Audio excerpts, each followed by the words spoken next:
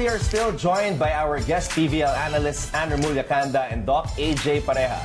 This time, let's break down the battle between Ateneo-Motolite and Banko.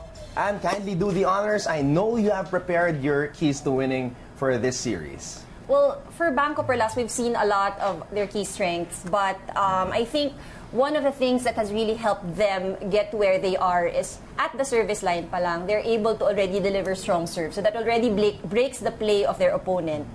Secondly, they've managed to really distribute their plays evenly. So we see, even if you look at the scoring, you'll see that it's more balanced.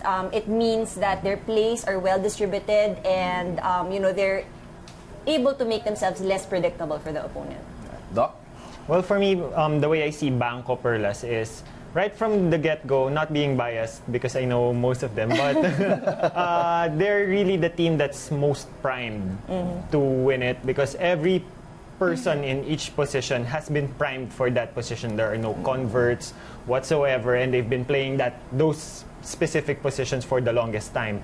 It's just that when it comes to the strategy that they have, especially when it comes to their passing formation, so I noticed it when I covered their game against Petrogas, where they were really just dismantled by Petrogas in 3 straight sets.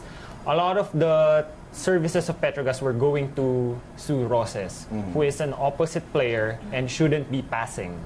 So the passing positions should always be with the 2 open and the libero. And that's where the problem stems from for Banko Perlas. If they cannot establish their passing formation really well, then even if no matter how good Jemfer or Fen Emnas can execute a play, it all goes down to not being able to execute a clean play. Doc, I want to follow up on what you just said about Banko Perlas because this is the 4th conference that Banko Perlas is joining since the inception of the PVL last year. They joined 2 conferences last year. They did not make it to the Final Four. This year, they made it to the Final Four, finished 3rd. And that's when the game of Banko under Coach Dong de la Cruz started to pick up. What is different in the Open Conference that this time they can finally advance to the finals? Well, I noticed that during the Open Conference, they have a stellar import in Kia Bright. Yeah. And there are times that there's over-reliance on her. And like she'll be blasting out points like in the 30s, in the 20s. And medyo nawawala sa spotlight yung local players. And that's what's different in this season right now.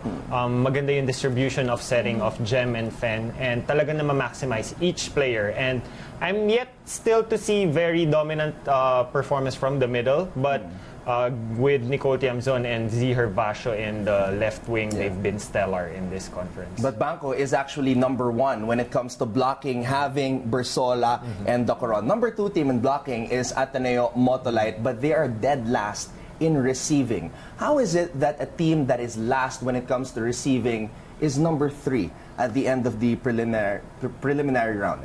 Well, I think for one, we've always talked about how Dina Wong had very big shoes to fill prior to Gia Morado leaving. But she's done quite a good job really holding the team together. And despite the fact that passing may have been a problem for Ateneo, she's still able to deliver those plays. She's still able to make things work for her attackers. In fact, her attackers look really good. But obviously, there is a lot of pressure on the shoulders of Dina Wong, and the fans were actually reacting to the way Coach Oliver Almadro was talking to her during one of their huddles because Ateneo-Motolite lost the 2 of their last 3 matches. And I want to ask Doc AJ about that because nowadays, in this day and age of social media, when the team of the fans win, it's like heaven on earth. But when they lose, it's the exact opposite. You played under Coach Oliver Almadro. You played under Coach Oliver Almadro. And what can you say to defend and convince the fans not to panic? I'm gonna do the honors. I think Coach O is a perfectionist. So he really calls out what he needs to call out. He calls a spade a spade. So sometimes it may hurt, but sometimes that's what players need also. They need to wake up. They need to realize realities, what they need to do to keep things in check. I think also Coach O is a hard worker. He tries to perfect the movements of the players. So for sure, the weaknesses that he has seen, the weaknesses that were unlocked by the other teams for the Ateneo squad, those are the things that they will be focusing on as we move along in the balance of this conference.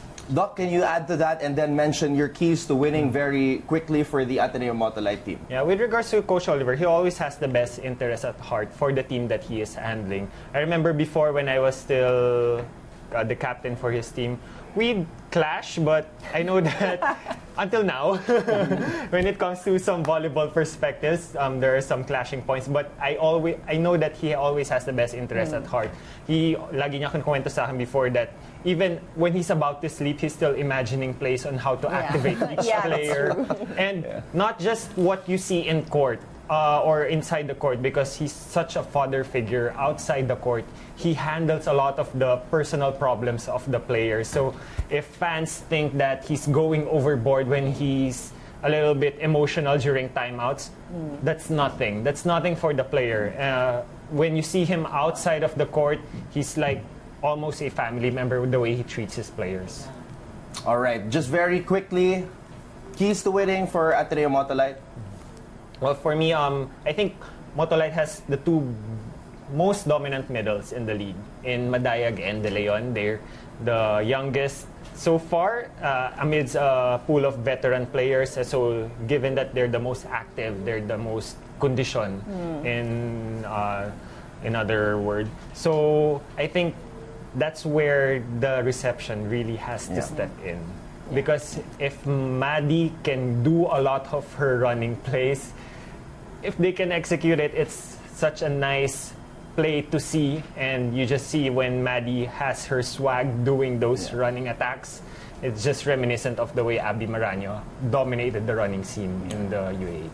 I think for me, a lot has been said, and I do agree with that. But one of the the positive things that I really see in this young Ateneo squad competing with other club teams is that they have a very good disposition, a good winning mindset. And we've seen this because they've played a lot of five-setters, which they eventually won. And just thinking about it, they're a college team going up against more experienced teams, and they're able to pull things off. Oh, well, let's see if Ateneo-Motolite can finally solve the Banko puzzle, because they have not won against Banko in this conference. Thank you very much, Andrew Mulukanda and Doc AJ Parea. Looking forward to covering the semifinals with you guys.